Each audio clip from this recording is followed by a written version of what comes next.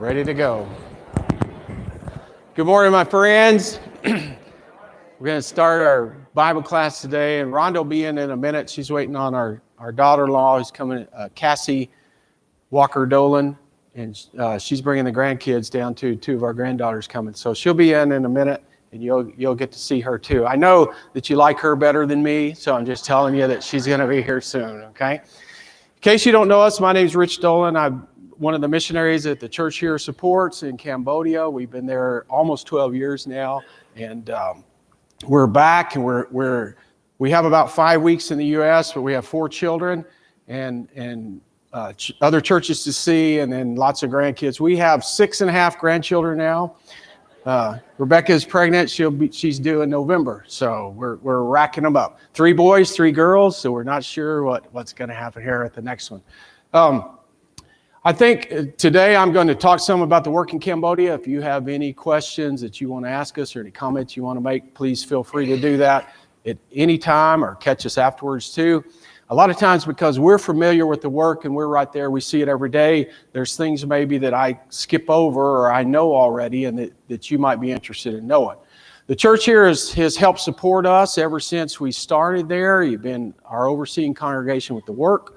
There's a church in North Heights in Batesville, Arkansas, that oversees the school and provides the funds for that. And they help with part of the money for our salary too. And then also the Nguyen, the Asian Mission Fund, is that what it's called? Asian Mission Fund, through the Nguyen family helps with part of our salary and support in Cambodia also. In Acts 14, when Paul and Barnabas finished the first missionary journey, they went back to Antioch. And in about verse 26 or 27, what they did was gather the church together and report the things that God had done through them and how God opened the doors. And that's kind of the biblical pattern, the biblical precedent we have for a missionary being out and then coming back and telling you some of the things that are going on. I will tell you, one time I said that to a group, to a friend of mine. I said, we're supposed to report on the great things. That's what Paul and Barnabas did, report on the great things God has done through them. The friend said, yeah, but they reported on the great things. You're just going and telling them what you did. And so I said, thank you, brother, so much. So this time I thought, I don't think we reported last year on, I think I just preached. And I will tell you, I'm going to preach at worship time. And I hope that that's a blessing to you. I will tell you already that's a blessing to me, because I usually don't get to teach in English. I usually teach in Khmer. And it's so nice to be able to teach in English, to sing in English, to teach in English. Oh, it's so nice. But today, starting a little bit with just how the last year's gone. This is just some quick pictures from last summer. We went by our old house at 1633 Pecan Place over by Linwood. That tree in the front is a tree that Rhonda planted when we lived there. And it's so amazing to see it grow and be, just keep growing. And you think things that you start and that you do, they'll keep growing and they'll become something that's big and wonderful, whether that's a child, whether that's a work that you're doing, whether that's something else. It's just really cool to see the results of it. This, right before we came here last year, this is a wedding that we went to of 2 of our graduates. Tree graduated about 2011, and Makara graduated about 2013, and then they married just last year. So here we are at the wedding. The weddings are really something to get to go to. In August, when we went back, about August, we went to the Asian Mission Forum, which was held this year in Bangkok, Thailand. If you look at the picture, there's some Broken Arrow connections there. I don't know if you recognize them. There is John and Amber Larson White was there, and also Sandy and Cindy Dethridge, who's the brother and sister-in-law of the Dethridges here. They were there too. Once a year, the missionaries in the Asian realm get together to support and encourage each other. And we don't go every year, but we were able to go this last year because it's in Bangkok. During the course of this report, you're going to hear us going to Bangkok 3 or 4 times. You think, wow, they're traveling to all these other countries. It's an hour away by flight, okay? It's like flying from Tulsa to Dallas. So we can do it on a weekend. It's an easy trip there. And I noticed in this picture too, somebody got in and photoshopped about 15 extra pounds on me. The problem from that is we've just been back in the U.S. and you guys have supersize and you have free refills, and good night. I just really pork up. it's so exciting. I know I've told you before, the Kamais are real blunt and honest about some things. And so when we go back, we know they are going to say to us, oh, you got so fat while you were in the U.S. Yes, we did. Thank you. Thank you so much. The other picture here is they asked us to come teach at a marriage enrichment camp that they had in Thailand. And so this is our class that you can see, the Thai Christians. I taught 4 or 5 sessions, and then we broke up into men and women's groups, and Rhonda taught the ladies, and I taught the men. Here are some books down in the bottom corner. You can see the books in the white. Those are books from Sunset that we've had translated into the Khmer language. The congregation here has helped some with that.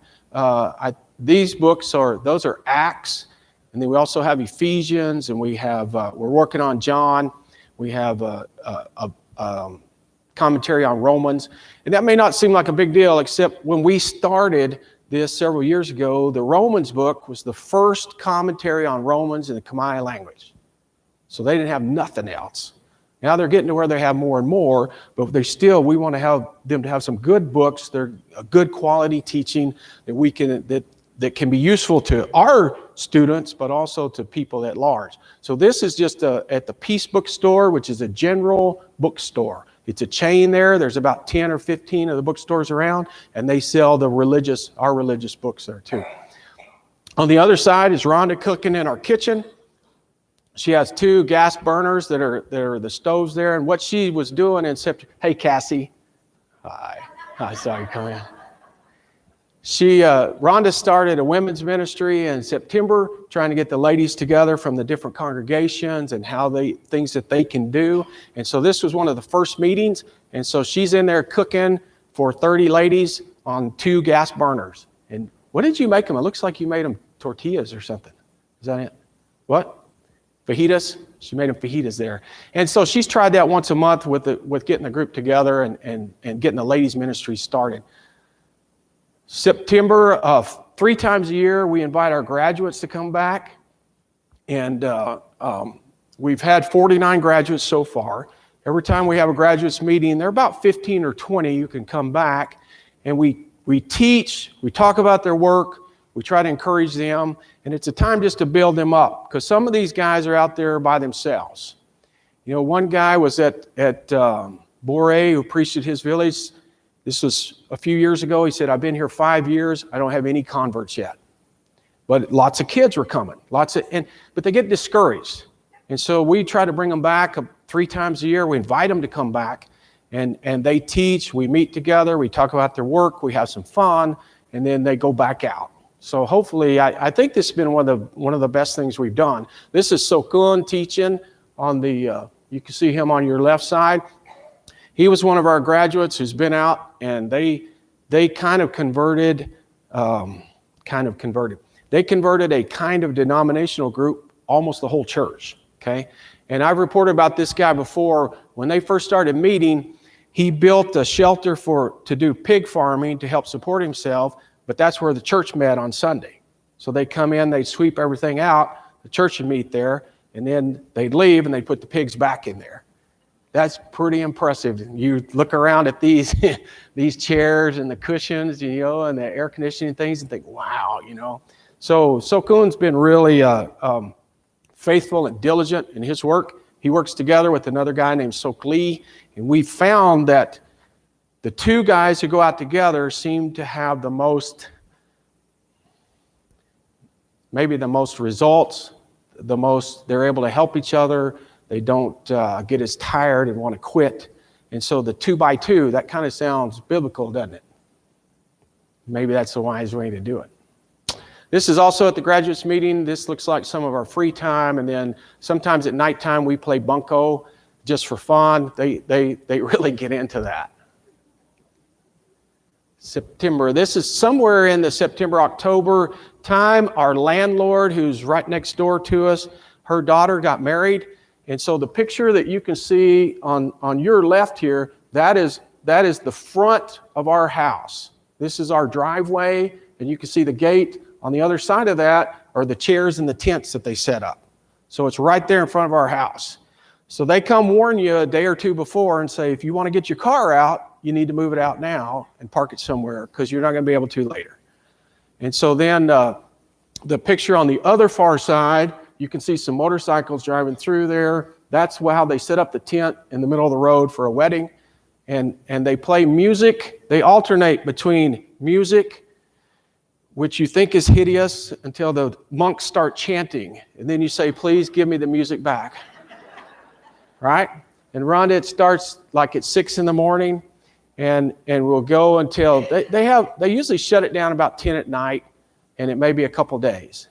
Now, our landlord was really sweet and nice. She did it about one evening was all, and then we went to another venue for the actual wedding.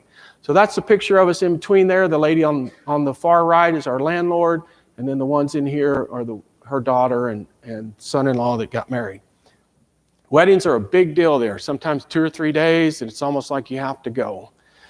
Many of you know that Rhonda was in the hospital, and in November, she started feeling a little bit bad in September and went to be checked, and she had cancer. We appreciate so much, and she wanted me to tell you guys the prayers and the encouragement that you gave to her. And during her time in the hospital, she was in ICU about 4 or 5 days, and a little bit longer in the hospital, and she's doing great now. She looks just wonderful, and she stuck her tongue out at me in this hour. She looks great. She's doing well. She's had a couple checkups so far and has been cancer-free.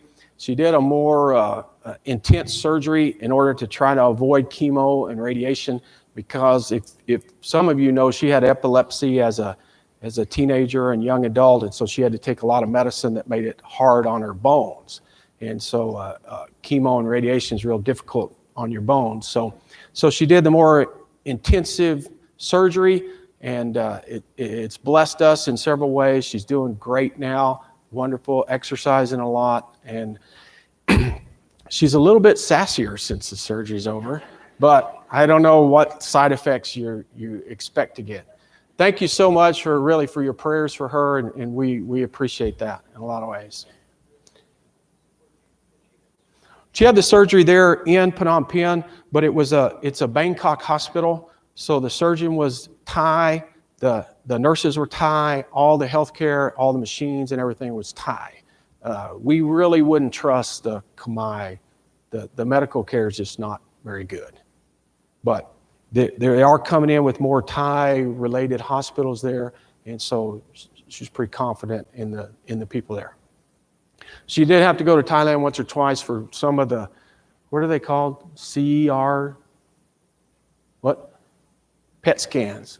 She had to go to Thailand for that because they didn't have the machinery there and all that for that. But yeah, these are just some funny signs I saw in the hospital while I'm waiting on her.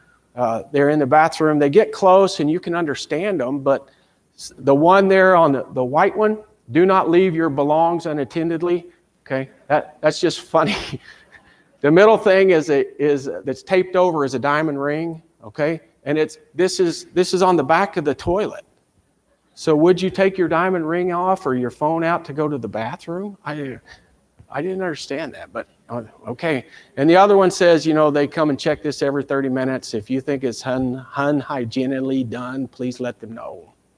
Anyway, whoops, got you the wrong way. So in December, lots of normal things going on. We were blessed to have Evan and Rebecca and Jack Maynard come and see us.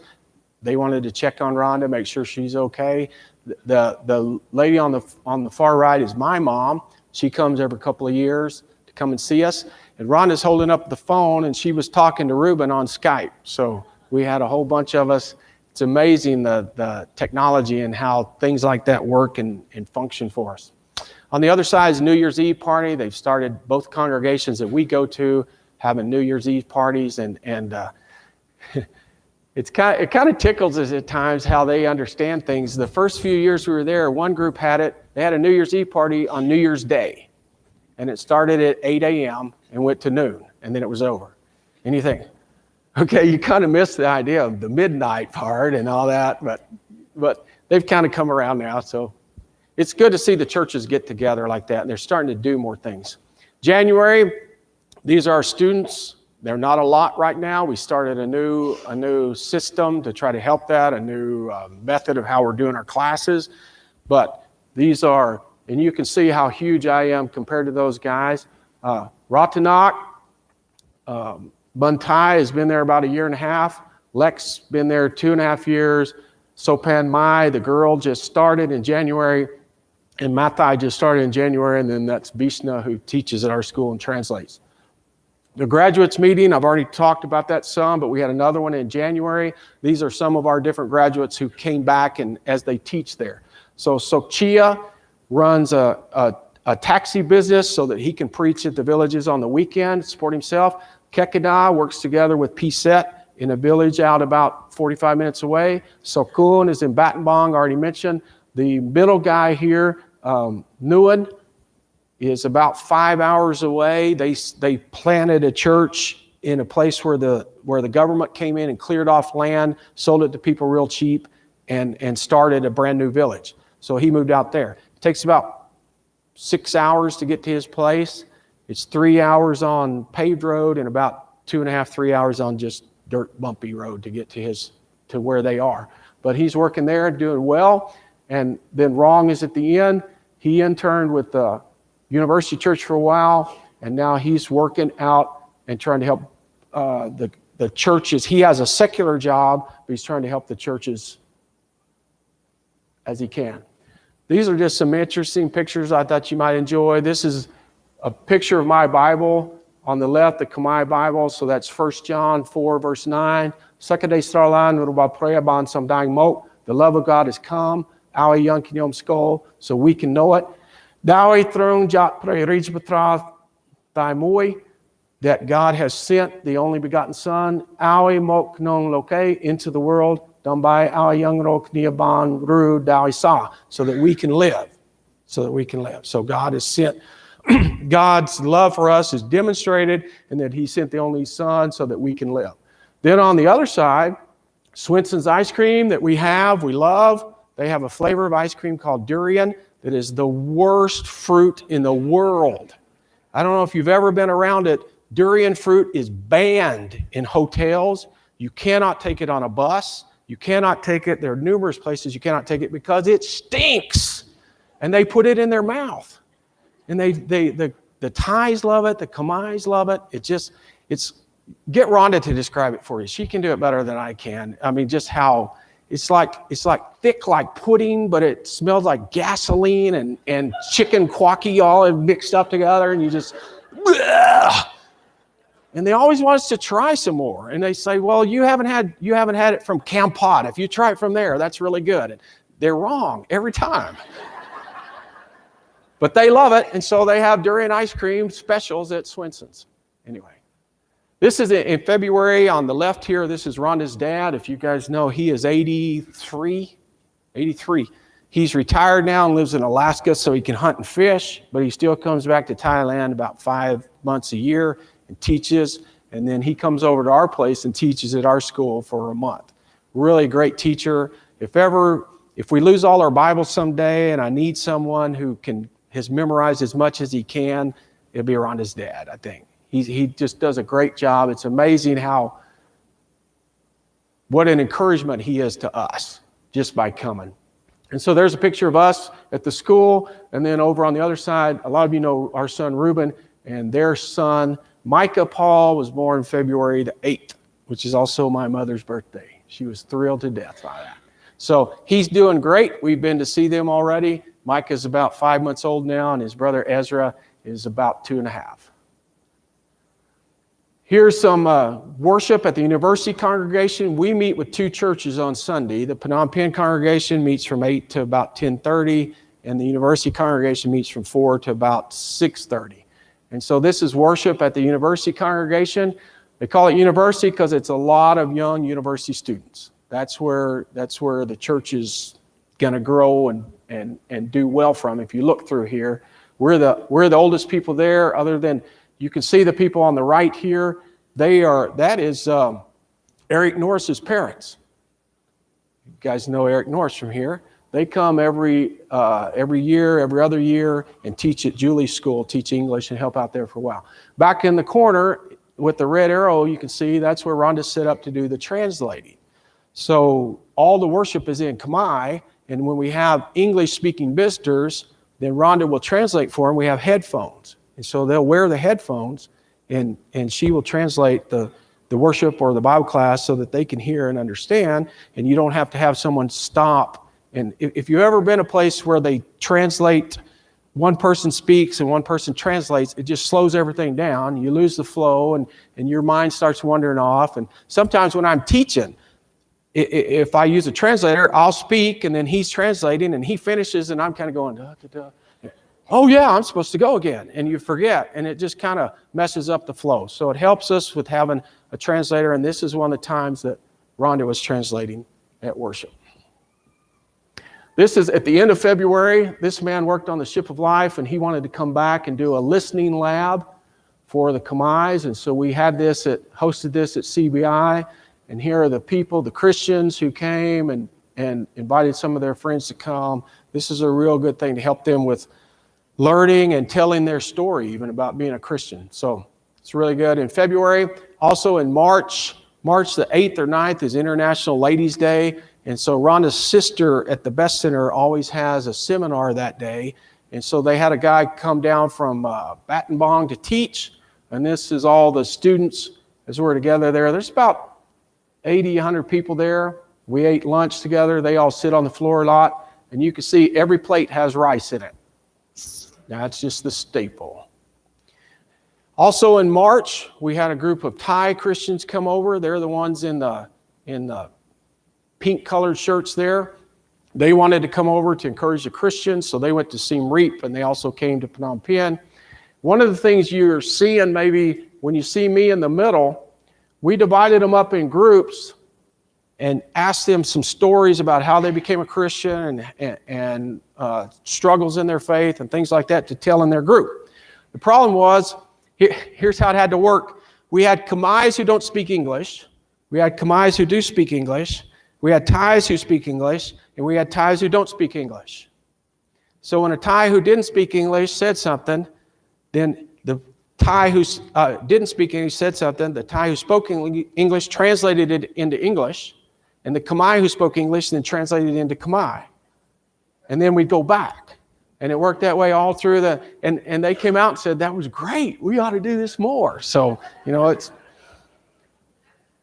So this is just us. I didn't get any pictures of us worshiping together. We worshiped together right after that, and they did a good job. This is Jerry Lundy, came over in March and taught at our school, and then also he's preaching at the university congregation. On the picture on the right, that's my friend Vishna, who has translated. He's a graduate of CBI. He came back after my friend Ton died and helped us translate, and he's been a teacher and translator. And at the end of this month, when I go back, he's moving out to a village to try to be self-supporting, but also try to do some things to have a English school and a Bible school and maybe help us recruit some more students for our school. So he's waiting for me anxiously to come home. This is Nguyen's house that I told you we have to drive out to several hours.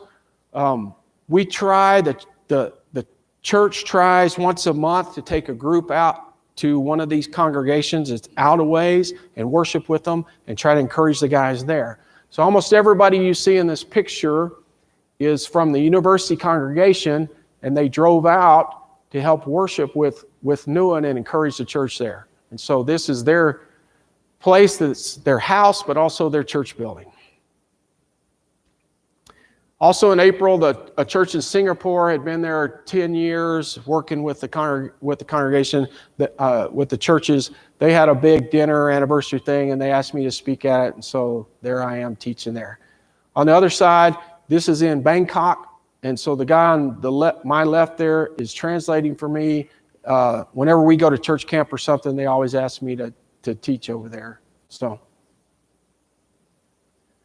this is at their camp. We go to the Thai church camp.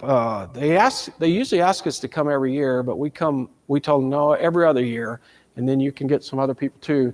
But this was us teaching at the church camp. The guy in the middle is Skip Rogers from Denver City, Texas. He came over to teach that night too. And so I'm saying something funny there. I don't know what it is. I wish I could remember it. It might be funny now. I don't know. So this is us at the camp. They have about 500 people usually most years. It's all ages. This is Rhonda and her translator in the middle. Rhonda taught the ladies' classes. The guys over here on the left, this is called, what's the day called? Songkran Day? Songkran Day. The younger people thank the older people, and the older people bless the younger people, and then they all throw water and this white stuff all over each other. So there for us, they were really nice. We're sitting with the older people. They don't get it all over you, but they would if you would let them. So they just enjoy it. The other side is a picture of us all gathered together for the church camp for the worship there. So that's just something different we do. This is just some fun ones, I thought. See the vehicles? You ought to think big. The truck? Yeah, I'm a BMW. yeah. Okay, maybe. The car? A little spray paint. You can try to make believe like you're a Luxus. I think he meant Lexus, but he didn't quite get it. And I wonder who he thinks is believing that. This other one, just so you kind of know, I was talking to Ellen Downey about this. This actually was in Thailand, but it's the same kind of weather in Phnom Penh. If you can see, it's Wednesday, April 17th, nearly midnight. 87 degrees, real feel of 103. Boy, bring on the rain here. That's just sometimes it's not that way all the time. March and April are the hottest months of the year. This year we were tested, you want to say? In March and April, for most of the days, and Jerry can talk about this too, every other day that we'd have a blackout in different parts of town. And so our part of town, on one day we would be out of electricity from 8 to 11 in the morning, sometimes 7 to 11. The next day we'd be out of electricity from 1 to 5:30 in the afternoon, because they're trying to save electricity. It's real hot and everything. And you think it wouldn't be that bad if you could just have a fan, but with no electricity, I mean, I can skip the air conditioning if we just had a fan, but there's just no fan, there's no moving air, there's no nothing. So we would have to, a lot of times we'd go somewhere else. Our school, we just go ahead and meet and say, sorry guys, it's hot. Okay, now let's go on. But some of the days when it was just us, especially the afternoon, it gets so hot. We spent a lot of time in coffee shops with our computers and Bibles and just go and find a place that still had electricity. So hopefully that's all over, since about the end of April that stopped. That is the hottest time. Then in May it starts to rain, and a lot of their electricity is water generated. So then we built it back up. So anything else to say there? What? Okay, 2 months, two months, pretty much the electricity did like that. They would give us electricity on Sunday every time, but it was interesting. That's the first time it's really done it that badly. In May, again, we had a graduates meeting. I told you we did this 3 times a year. These are just some of the fun games that Rhonda came up with to do with them. After that, we actually did have Bible studies and talk about their work and things like that, but this was just a fun game nighttime. And then these are some of our graduates. The right-hand side is we're about to start the meeting that morning. The left-hand side is 3 of our guys who are out there working. And these guys are all still preaching. They all look really young, but they're older than they look. Sok Lee on the left just got married. He's about 28. He's graduated 7 or 8 years ago, has worked with Sokun out in their village for about 6 years. He raises chickens to help support himself in his work there. The guy in the middle, Kamsrab, is about 26, 27. He has twin daughters. He and his brother preach at a congregation that they started at their parents' house. And the guy on the right, Nguyen, is 42. He has 3 young children. And then they're the ones he was preaching with Pisette out at the new village that they started way out in the boonies. What else I got here? Oh yeah, also in May, right before we left, on the right side, I went out, we I went out to another congregation in town by the airport. He asked me to come out there, and I preached to the congregation that night. So there's another one in town. If you don't know, Phnom Penh's about 3 or 4 million people. So it's a pretty big place. There's lots of people. The landmass size is not the size of Broken Arrow. So they're crammed in, but what that means, there's not big roads either. So, it takes us 30 minutes sometimes to go 2 miles just because of the traffic and all the small roads and all that. So it helps to have congregations around town in different places that people can get to. And so Soapy started this congregation up by the airport, and I'm now preaching there. On the left-hand side, there's another younger missionary couple there that they have, what is Judah, about 2 years old? Judah, their son's 2 years old, and they have twin daughters that are like 5 months old. And so I'm holding one of the twin daughters. We went over and babysat for them one night so that they could go out, because a 2-year-old and twins, it's kind of difficult. And so I know that they trusted Rhonda implicitly, but the dad, Jace, he was not a little sure of my qualifications for this babysitting, if they're going to trust their children to us. I said, Jace, we've raised 4 children.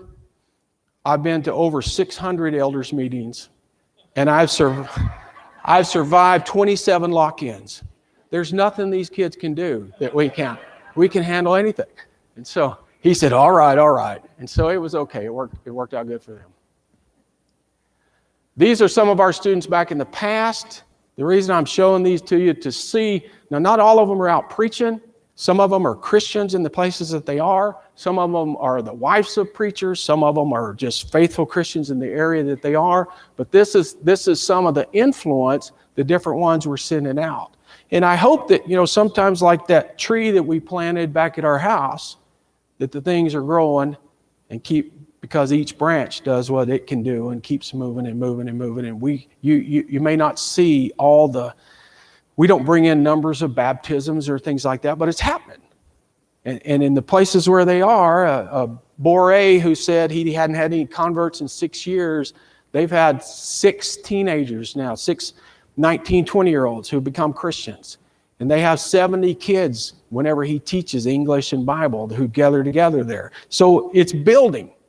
It just, is sometimes slower than we'd like to see it go. That's really, Rhonda, anything else I missed that you want to say? Oh, how many of you have gotten a birthday card from my wife? Look at that, Rhonda. Look at that. Man, that is impressive. Yeah, thank you. She works hard on that. I don't know if you know, we don't have mailboxes there that you just put these in. You have to go to the post office. It's about 45 minutes up there, 45 minutes back, so it's an hour and a half to get there. She buys the card from a lady in our market who has burned her face and burned her hands, but she's not begging. She wants to sell and work, and so we help her and we buy the cards from her. Rhonda addresses all of these. She writes most of them, and then you guys come and tell me, thank you, Rich, for the birthday card. I said, well, you're welcome. It's really nothing. It's really. But she does all the work. You know how that goes. That's really what I had. I mean, I have some fun pictures I'd like to show you if we have some time, but does anybody you want to ask a question or make a comment about the work there?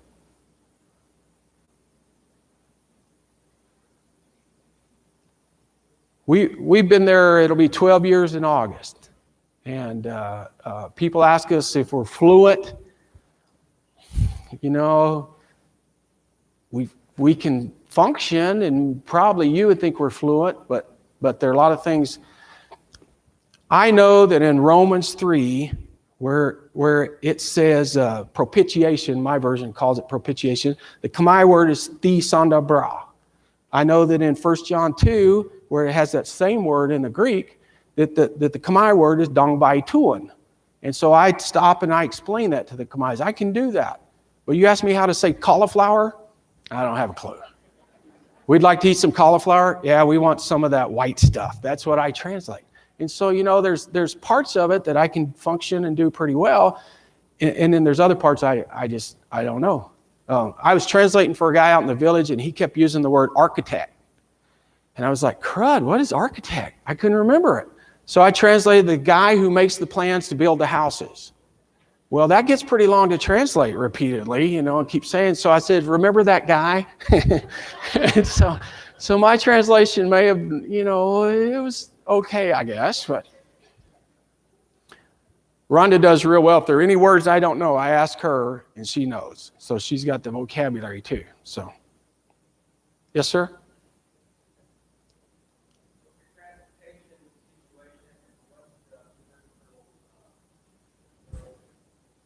Okay, both of those. Transportation situation, well, we're doing real good right now. We sold our van a couple years ago because the opportunity came up to sell it. We have money and funds for another one, but we're kind of finding we haven't had as much need for it yet because we have a van for the school. We have a motorcycle. We walk a lot of places because it's close together there. Is that the warning or the bell for class? Okay. Because I want to know if we're going to die or we should be over. That's what which one? But so we're probably, when we go back, we'll look at what we need to do with that, maybe getting a truck or something like that will be helpful to the school and there. Political situation, if you haven't watched in the world, the Chinese are making a lot of moves in a lot of places. And what they're doing, they come in with lots of money. They loaned it freely, and then if you can't pay it back, then they say, okay, then we'll just take that. For instance, in Sri Lanka, they came in and they built a big, huge naval base. They loaned them the money for it, $5 billion. Then it came to pay it. Oh, you can't pay it back? Okay, we'll just take the naval base. Well, now what have they done? They got a naval base in Sri Lanka, and they're wanting to build an airport like that, Phnom Penh, and other things. So they're spreading their influence a lot. They're also making it very difficult then for some Americans. They're not encouraging countries to kick us out, but there's a chance right now they're considering a law that Americans may have to pay, not Americans only, all foreigners may have to pay 30% income tax on your income. Well, that doesn't kick you out of the country, but that makes it pretty hard to live there. So that will make a lot of people want to leave if they do that. And so so people ask, I know, about the elections a year or two ago, concerned about us. There really wasn't any concern because the party that was in power just crushed the other party where there was nothing left. And so now they're going to win the election. So they won every seat in their Senate.